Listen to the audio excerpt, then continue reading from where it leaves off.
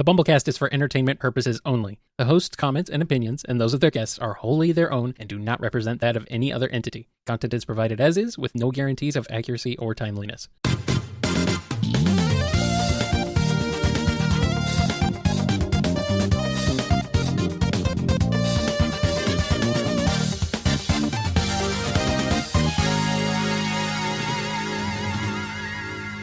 It's going to be all right. Why? Because we're here on the BumbleKast Plus Ultra.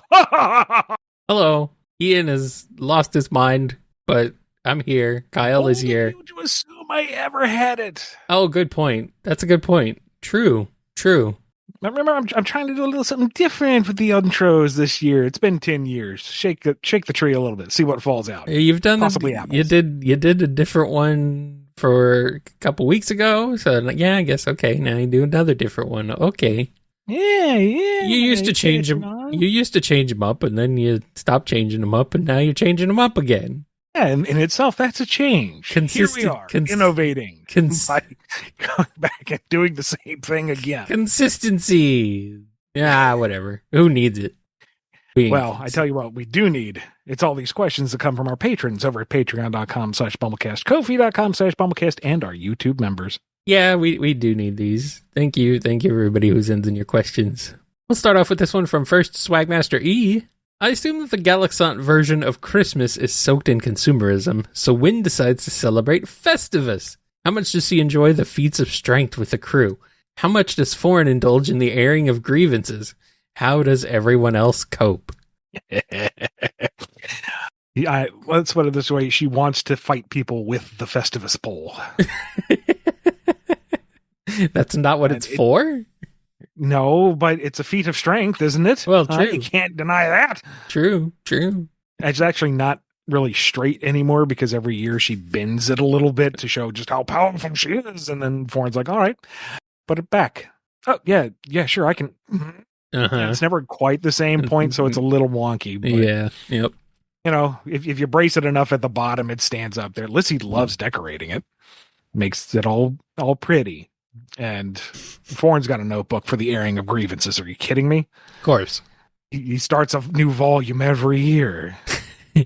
Jobun just kind of rolls with it because everybody's got these weird customs. He doesn't really celebrate anything or observe anything.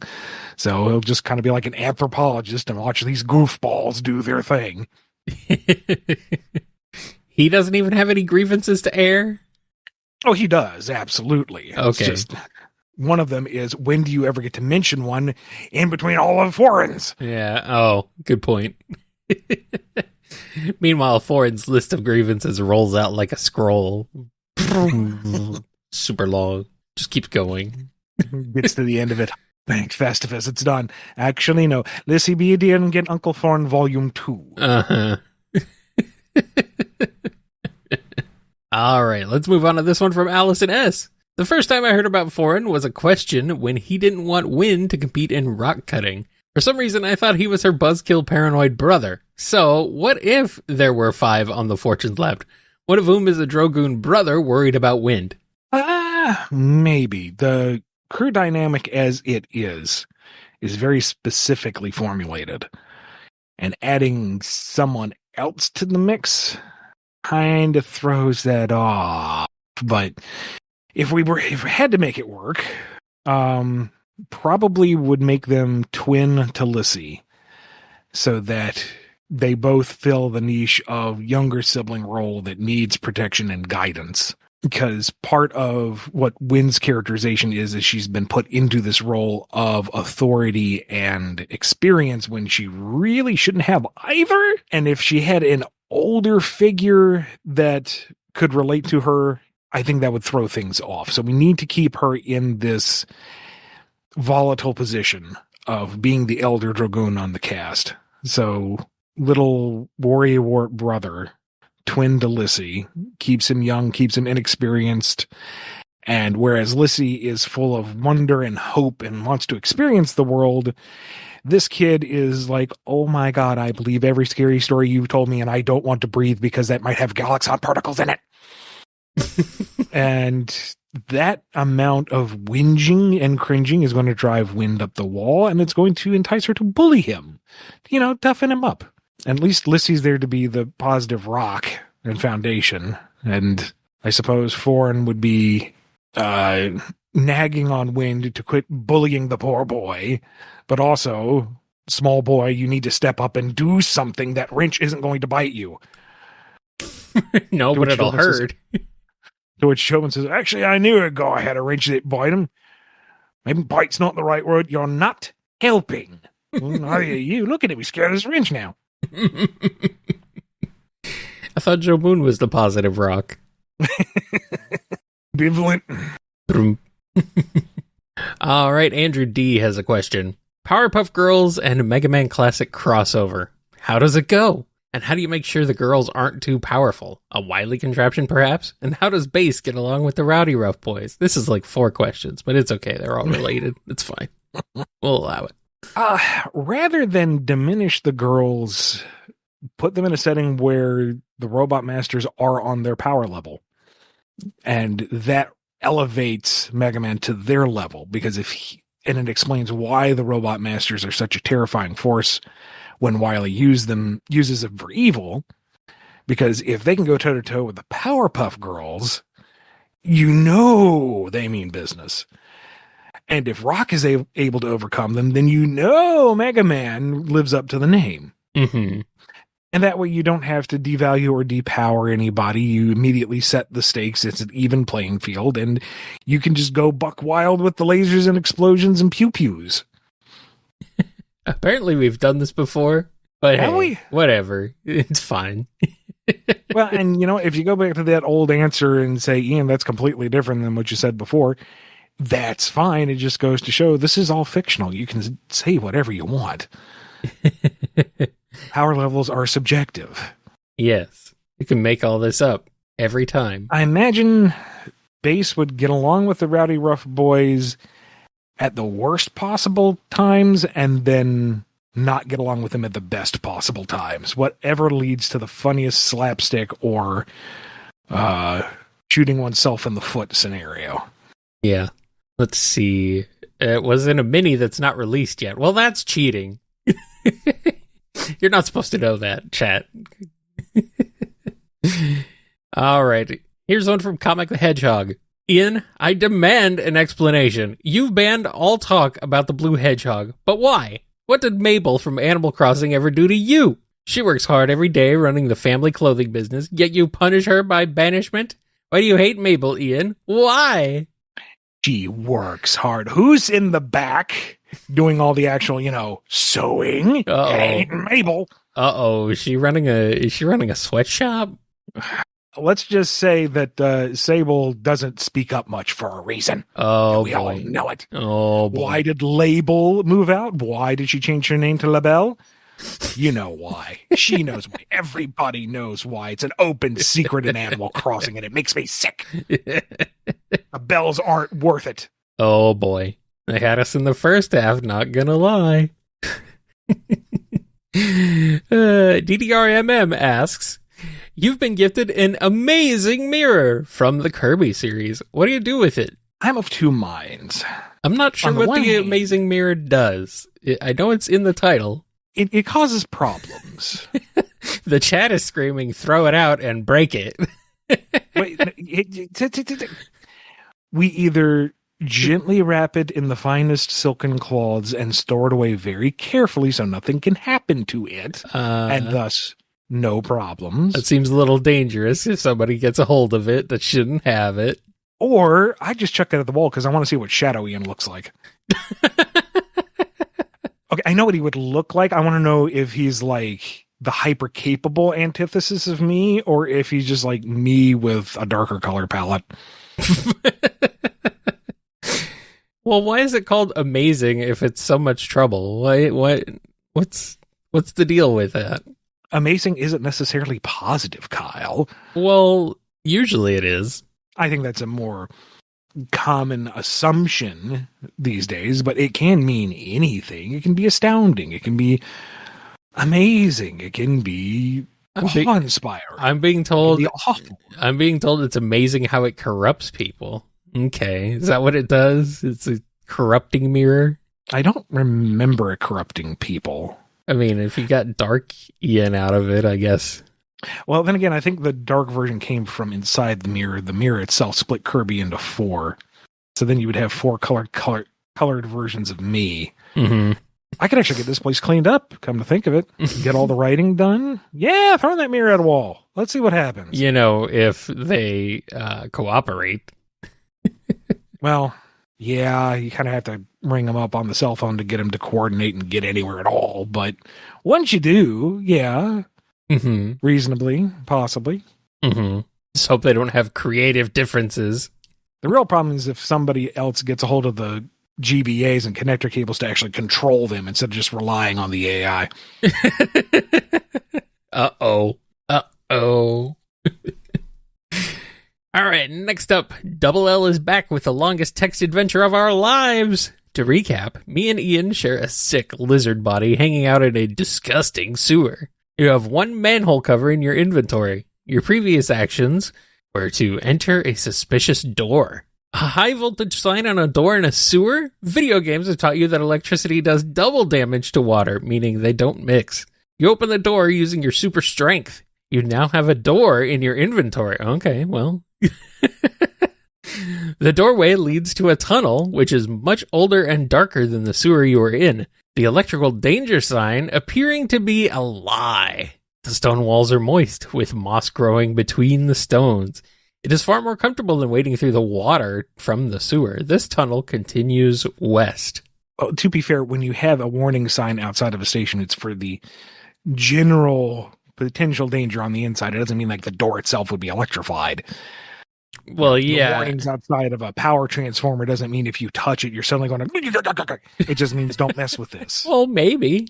You don't know. We being a sick lizard creature with a large conductive piece of metal in our inventory, we're fine. We have 2 large conductive pieces of metal in our inventory, apparently, if this door is made of metal, which I assume it would be.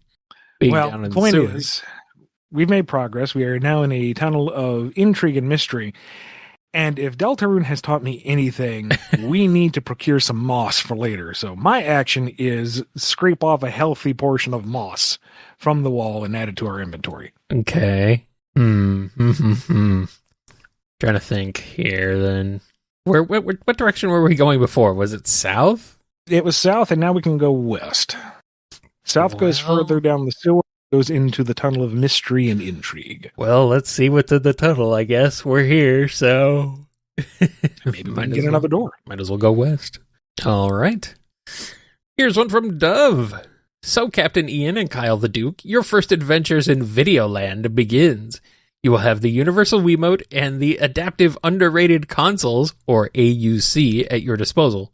So let's build a team. Please pick 3 characters from gaming and give them that lovely Captain N-style glow down. Who is part of your new Game Masters team?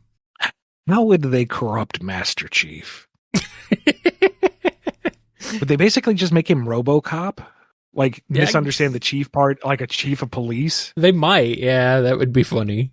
Turn the top half of his helmet and visor into basically like a cop hat and reflective shades. Yeah, they might. And you know what? I'm just going to steal a page from Red vs. Blue. He talks like Sarge. There you go. He's going to demand you respect his authority. Okay. Who else? Bubsy, and he's just Bubsy. Well, they can't corrupt him because he's already corrupt. Let's see. I know last time we said Mega Man was still the same, but is Mega Man going to hang out with us? No, he needs to stay with the original Captain N for the inevitable crossover fight. Okay. Chris from Deltarune, but for some reason he's a mime. Okay. The striped shirt, the pale complexion. He's just a mime. And like Copper Kid out of Silverhawks, he communicates through whistles and bee-boops. That's not silent, but you know what? This is Captain N territory, baby. It don't need to make sense. I was thinking Shovel Knight. Ooh. Who is, and he's he's like a big bombastic jerk. Okay. It's like we'll go with it. I already put into a chivalrous knight, but he's a jerk. So he's the Simon Belmont. Basically, a Simon Belmont character. Yeah. Okay. Yeah. And he's completely self-aware about the shovel. Like, it really bothers him that he doesn't have a lance or a sword. Completely missing the point of being Shovel Knight. Exactly. He's ashamed of the shovel. Okay. Exactly. And his catchphrase is, "Can you dig it?" Yes, absolutely. Because this is crappy early 90s cartoon territory. It's just trying to mug the other enemies to take their weapons. Exactly. He's jealous of our special weapons, just wants us to fall off a cliff so he can take our magical console weapons. Yeah, everything's coming together. All right, so we've got Master Chief. Aggressive RoboCop Master Chief, plain old Bubsy, and Captain N. Simon Belmont flavored Shovel Knight. Yeah. Gross. This is terrible. This is terrible. I love it. On to this question from Godzilla. With the announcement that IDW is releasing When Romeo and Juliet Met Godzilla, it got me thinking, if you could add Godzilla and his pals to any of Shakespeare's work, which would it be? I'm torn between Much Ado About Nothing or Macbeth. If these kaiju have offended, think but this and all is mended, that you have merely slumbered here while destruction did appear. I know it's not Shakespeare, but all I can think of is Pride and Prejudice and Godzilla. I give it time at this rate. Why not? Know, and literally crossing over with everything nowadays. Toho wake up and said, "Ooh, money." To bear the Rodans and Ghidorahs of outrageous fortune. Is this a kaiju I see before me? Skreok! Okay, so which of these, which Shakespeare work should be, which other Shakespeare work should include Godzilla? I mean, gosh, the Fisher King of Monsters.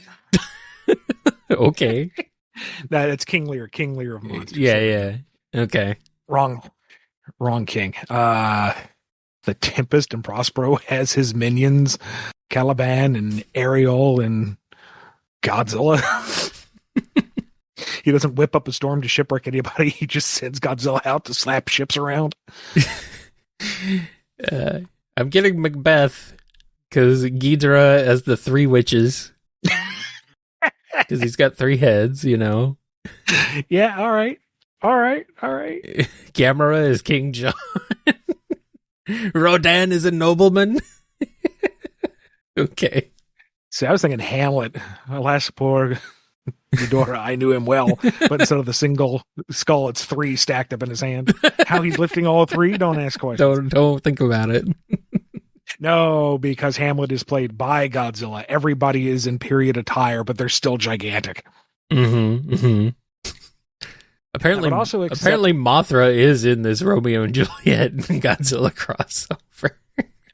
Why not? Got to play to the classics in every connotation. Exactly. I would also accept the Mothra twins for the witches out of Macbeth. Okay. Where's the third one? It's an adaptation. We can take liberties. Don't worry about it. The third one is Mothra herself. Oh, man. So silly. I like it. But apparently it is a real crossover. You thought it was a bit, but no, it is a real crossover. It is a real thing that's happening. No, I assumed it was real. I need to look into this. No. I know. I'm talking to other people who are like, what? No, this is very real. Why? I don't know. Money. Too bad Shakespeare's now public domain, so Shakespeare estate no longer gets any royalties. Alas. Hero Squad has a question. Who wins, the Roaring Knight or Optimus Knight? I'm going to give it to Roaring Knight just out of personal bias. Maybe we should be clear on where these are from. Roaring Knight is from Deltarune, and Optimus Knight is Transformers? Bayverse right. Transformers as far as Oh, right. Okay. Alrighty. Yeah. I'm not normally one to throw Optimus under himself, but not a big fan of the Bayverse, so Roaring Knight. All right, we got one last question before we take a break. It's from Horseweave. Welcome to 2026, Ian and Kyle. Breathe in that beautiful country morning air. Now for the question. Do you have a few favorite OSTs in a video game that always puts a smile on your face no matter what gets you down? Mine are Arne Village from Chrono Cross and World Map Theme 2 from Breath of Fire 3. Don't forget to bask in that great sunshine outside, provided you don't cook alive or freeze, of course. The weather here has not been conducive to any of that, but thank you. Meanwhile, here it's like t-shirt and shorts weather, basically still. I'm like, no, it has been especially cold and snowy here. Like the city shut down for a day. Oh boy, it has been way too warm here. But recently, what I've been putting on just as a get the blood flowing, get you hyped for the day is Big Blast Sonic from Guilty Gear Xrd Sign. Okay. Once you decipher the lyrics, it's actually very uplifting and motivational. That makes sense. Let's see. Speaking of Guilty Gear, I was like from Guilty Gear X2 was A Simple Life. It's Bridget's theme. That's a very nice and uplifting song, but also pretty rockin'. So I dig that one. Pretty much you can put in any Guilty Gear soundtrack and go to town, but you know. It's yeah. I mean, some of them are like, some songs are harder than others, though, or a bit more darker sometimes. Sure, but for the spirit of this question, anyway. Let's see. It was like Crash Man from Mega Man 2. That's a goofy track. That's pretty fun. No, Metal Gear Rising. The only thing I know are Rules of Nature. Rules of Nature. Yeah, never fails. Yep. Good stuff. I'm going through my playlist right now of music I put on when I need music. MILF from Friday Night Funkin'. That best track of the whole original game. I don't care what you say. Funny song title. Yeah, but yeah. Yeah. It's a good song, but yeah. Yeah. Man, I love funkin'. Jeez, trying to think of anything else. Uncontrollable out of Xenoblade Chronicles X. Yeah. You will know our names from the original Xenoblade Chronicles. That is a classic. That's a modern classic. I don't know how modern it is. That game came out 15 years ago now, I think, or something like that. Oh, boy. Oh, boy.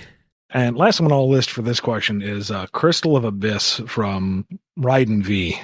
You know Raiden? Or do you just know the music? I don't know how I got turned onto this particular track, to be honest, because I don't really know anything about the series other than apparently they trot out music like this on occasion. But yeah. Just this particular track came across my radar and it's like, yes, this will be mine forever.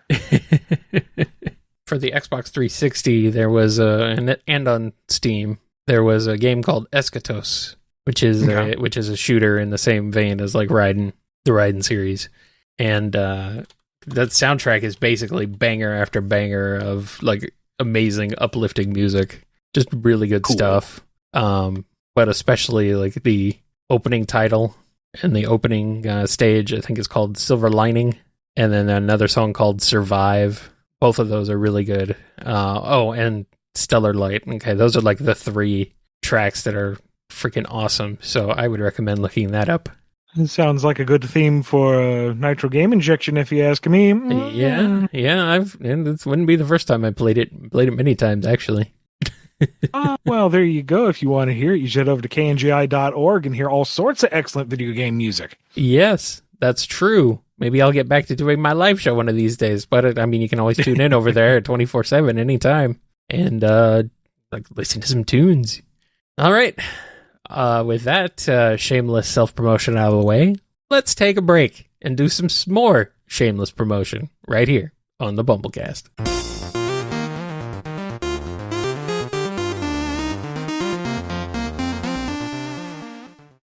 We're the bee and the berry. I'm the bee. Jobs. No, I'm the bee. Oh, my bad. We can cut that, right? No, we can cut that. We can cut that. We're the bee and the berry. I'm the bee. And I'm Strawberry. And The Bee and the Berry is an irregularly scheduled podcast where we talk all things Sonic, writing fan fiction, and fan creation. We snoop around at fan events, review the latest and hottest Sonic content, and host interviews with our fellow Sonic fan creators. You know, just girly things. And hey, if you want, you can totally send us any discussion topics or questions you'd like us to talk about, and we might answer them. Or we might not. But hey, you never know.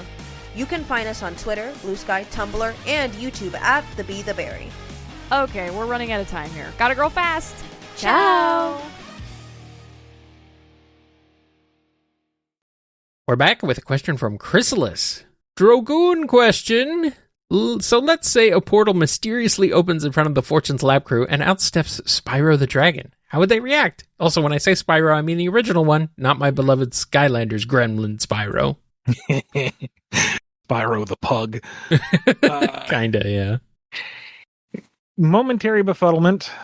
You know, what is this thing on the ship? It doesn't look like any particular critter they're aware of, and oh my god, it speaks! To which Foreign says, "I'm better than you, Wind," and Wind makes various vulgar gestures in return, and there's some discussion over a dragon. What exactly a dragon? You mean a Drogoon? No, dragon. What's a dragon? And it's like, you're saying Drogoon, but really funny. Mm-hmm. Maybe that's just a speech impediment. And then Wind starts badgering, good grief, if this is what you look like when you transform, just how tiny are you when you become humanoid? Spyro goes, "What are you talking about? This is me. This is all of me. This is what I look like." And that just makes Wind laugh even harder.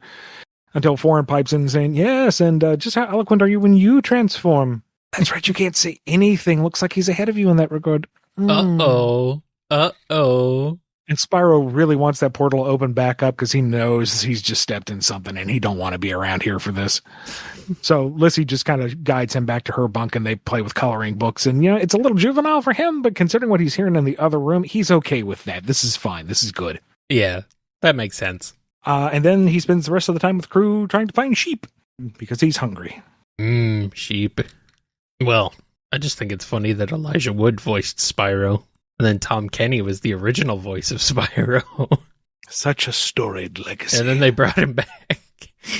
He was voiced by Justin Long. Okay, that was in the cartoon. Skylanders cartoon, apparently. That's weird. Matt Mercer voiced him once. Oh, man. He's got a weird history of voice actors. Weird. Anyway, Quishpin has a question. How familiar are you with the Judge Dredd franchise? More importantly, did you know there's freaking dinosaurs in the comics? All I know is that Sylvester Stallone is the law. You betray the law. The last movie they did, which, God, how old is that now? Dredd. I heard it was good. Straight up Dredd. Yeah. I thought it was really good, yeah. I meant to see it, but, you know, add it to the pile.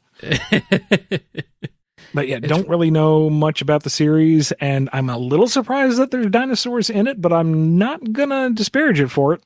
I'm not surprised, honestly. Like, there's a lot of weird stuff going on in Judge Dredd. Isn't it in the same universe as Turok? Or am I way off base on that? I don't know.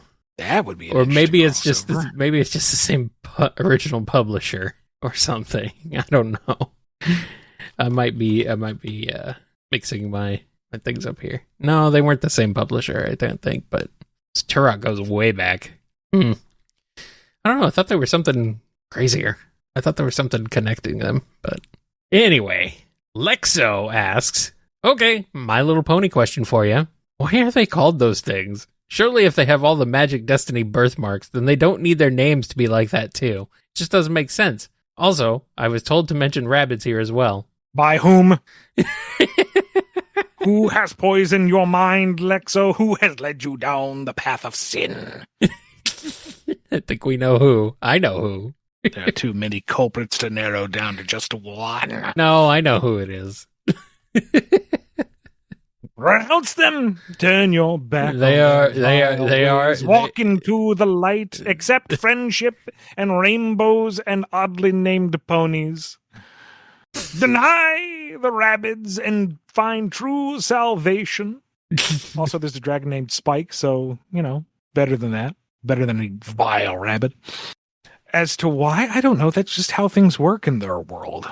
Their world, their rules. Don't judge them. It's how they roll. That's just what it is. I don't know. What I do know is... It does beg the question, though. And, you know, maybe the show actually did address something like this, because I know it went pretty wild with the lore. It's like, what if you have one magical name, but your cutie mark manifests as something entirely different. Don't worry about it. My name is Swift Gollop, and what appears on your haunches is like a lead weight. What happened? What do you do in that situation? I don't know. I have no idea. Maybe you just get a cool tattoo to cover it up. Maybe. I have no idea. But what I do know is we have a question from Major Bunny. Drogoon fashion question. Do the kids of Humeheim attend a school of some kind? And if so, is there any kind of uniform or dress code expectations for them? What do you have in mind? I'm trying to make a Drogoon OC and want to make sure their fit is lore accurate. Thank you. You're welcome. Don't be too worried about being lore accurate this early in the game. I am still figuring things out. I'm still settling things. And what I answer with now may change down the line. So, and with fandom stuff, do what makes you happy. It doesn't have to be lore accurate as long as you're enjoying yourself and the material. So let me just put that out there first. But Major Buddy needs to know. They need to know. I will give actual information. I'm just saying you don't have to do it this way. Okay. And I don't have to do it this way. Really, it's mine. But right now, the idea is, yes, all children have to go through a compulsory 12-year school system that has year-defined uniforms as they advance through grades. And the primary focus of that education is basic fundamentals and what one needs to enter into the immediate workforce of Humeheim so that they can find stable work, so that they can produce offspring to be put into the school system so that they can be trained to be adults and blah, blah, blah. If you are fortunate enough to go to a private university of some kind, whether it is part of that early 12-year program or postgraduate, what we would think of as college or university, that might be a little more lax, but that's probably because you've got people of great political and financial power sending their kids there. And are you going to tell them how to dress? We'll see how long you last there, champ. So short answer is most kids have to go through rotating 12-year program with year assigned uniforms. Private university might be a little more lax. They might have technically a uniform to follow code, but it's not going to be as enforced. Alrighty. What are the colors? First year, it basically is the Roy G. Biv system, just down to 6 and 6. So your first year, you're going to be in a red blazer, second year orange, so on and so forth. And then once you hit year 7, it rotates back to red. Okay. Do you get a cool hat? Depends on which school you're going to and how much budget they have. Okay. It depends on whether or not you think the hat is cool or if you just hate being seen in this thing. It's so stupid. Can't we go to that other school? They have much cooler hats. Are skirts an option, or is it all pants all the way down? TBD. I'm not 100% sure just how intrinsically sexist it is there. Okay. Because the thing with Humeheim is it was very locked down for a few centuries, and then that total iron grip was starting to cause too much friction to properly manage. So there's been incremental changes, incremental small concessions, small freedoms here and there. Nothing truly liberating, but enough that it gives the illusion that people have choice and that their lives are not basically in a machine. So there's been workarounds, and that ties into the much grander scope of the history of the realm and what the Hume are and blah, blah, blah. But we're not asking about that. We're asking about school uniforms. Mm-hmm, mm-hmm. Okay. I'll stop asking the chat's questions now.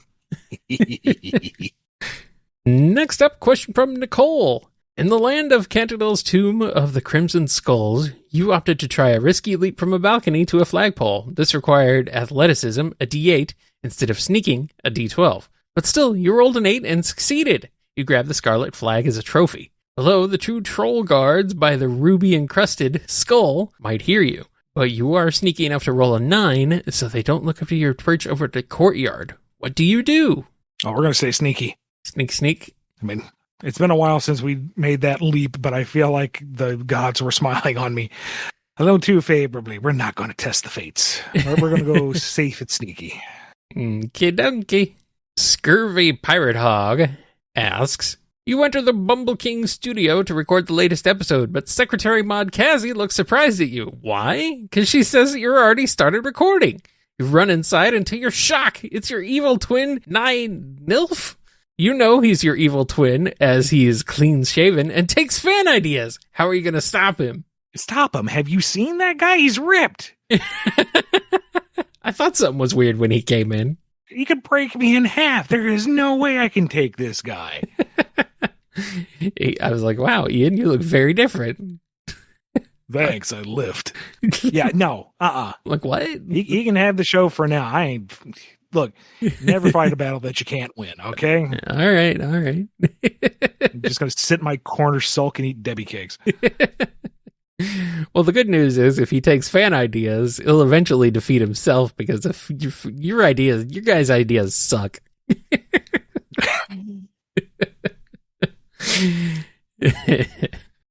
And we got this one from Shiny Mew 112. It's pronounced 112. Okay, so hear me out. The intro to Mega Man X2, but it's written as a strong bad email. Have fun! Negative, dear Strong Bad X. It has been 6 months since the destruction of Sigma, close parentheses, and little has changed. The Maverick Revolt, started by Sigma, is over. No parentheticals that time. But the Mega Man X and the new generation of Maverick Hunters have yet to destroy all of Sigma's followers. Led by information gained by Dr. Kane, Mega Man X and the rest of the Hunters have tracked the last of the Mavericks to an abandoned Reploid factory. There they have hoped to wipe out the last of the Resistance. Little do they suspect the real war was about to begin. This is not a question. I am not here to read your stupid intro text. Okay? You want to ask me a question? You end it with a question mark. What a lot of crap.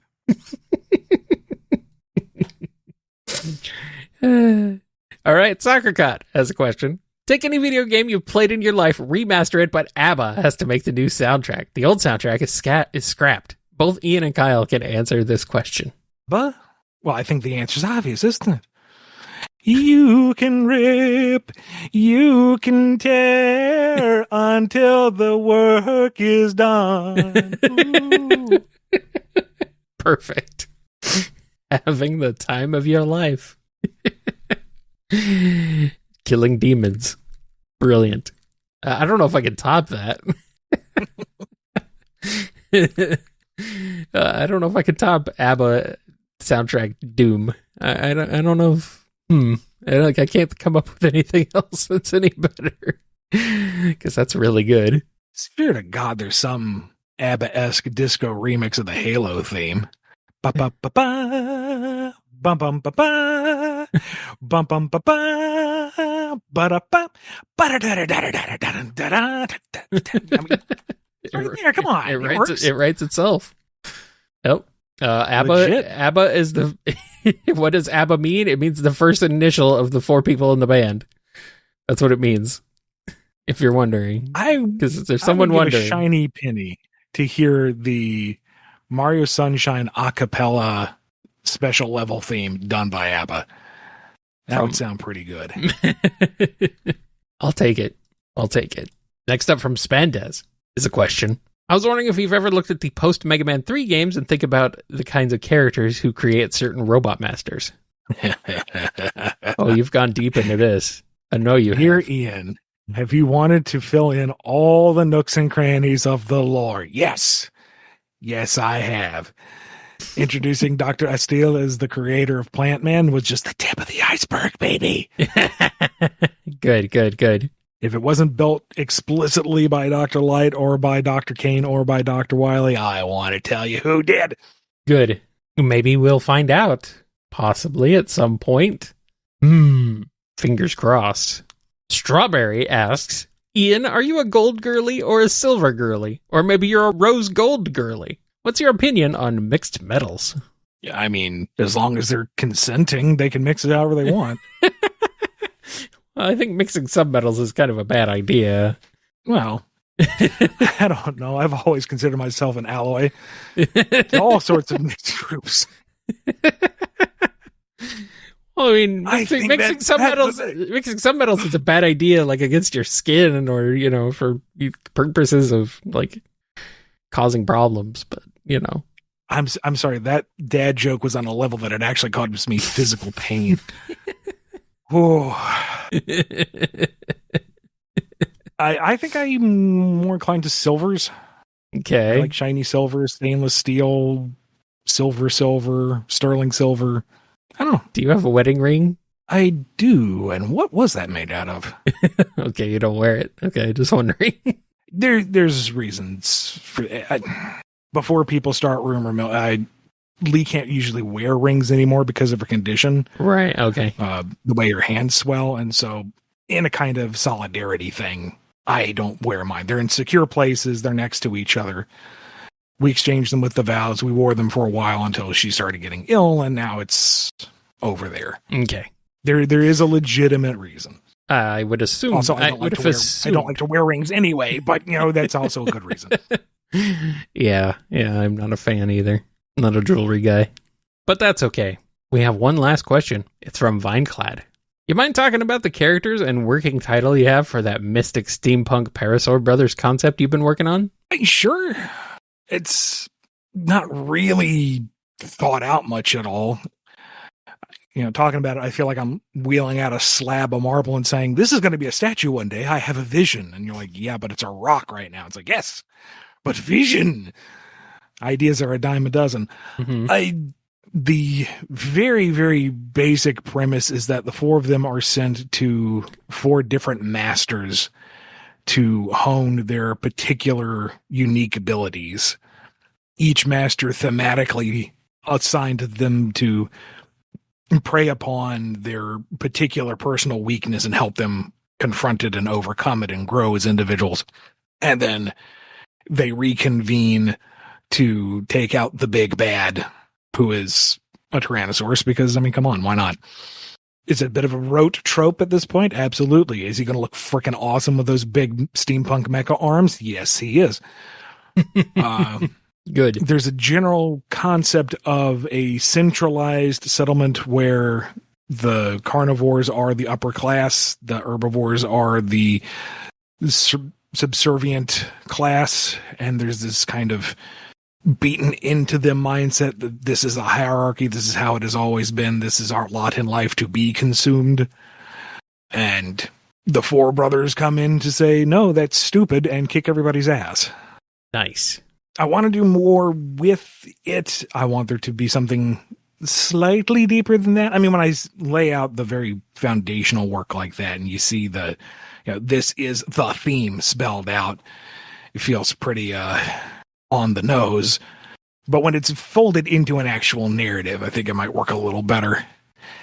The biggest thing with it is I have a particular vision for it, and it's very odd visually. Like, as I try to decipher it in my own head, it's like, this is weird. How would I even describe this to an artist? So I would need the exact right artist to get it done. And because it would be so visually challenging, I think design-wise, conceptually, and how that would impact the presentation of it, I want to make sure that I have everything else figured out first, as far as I can take it. But it's very much on the back shelf right now while I work on all the other Dragoon stuff. But every now and again, I need to take a break to do something else to freshen up the mind. I need content for my personal Patreon. That's Ian Flynn writing, just in case you want to check it out. And yeah, that'd be good to chew on it. One of the things that Patreon is supposed to do is break me of this bad habit of working on something until it's done, but never letting it see the light of day. And so there's a bajillion half-finished projects just floating in various folders.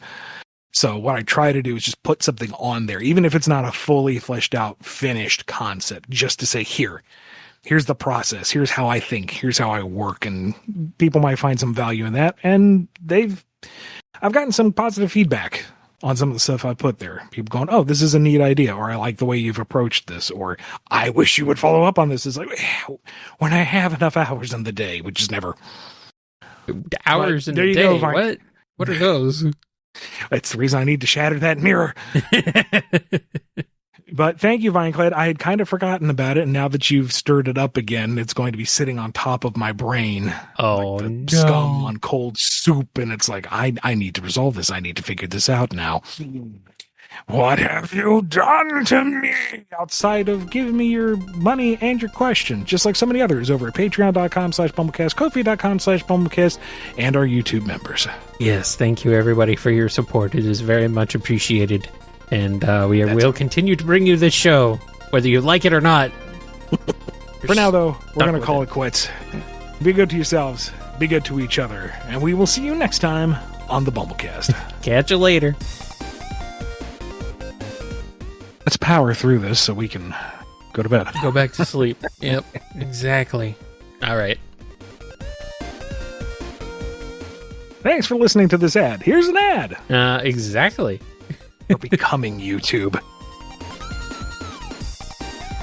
You've been listening to the BumbleKast, a co-production of Bumble King Comics and the KNGI Network. Original theme music composed by Ken Coda Snyder. Remixed intro by T-Lopes. Find out more information, along with podcast feeder links, MP3 downloads, and more at bumbleking.com and kngi.org.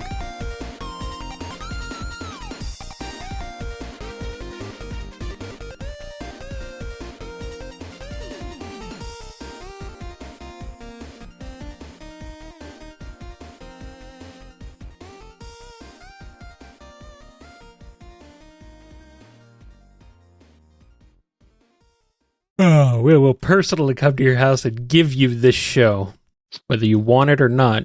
Kick down the door. Shove the headphones into your hands. Back to the Future. Show up in the hazmat suit. Crank it up. Welcome to the BumbleKast. Oh, boy.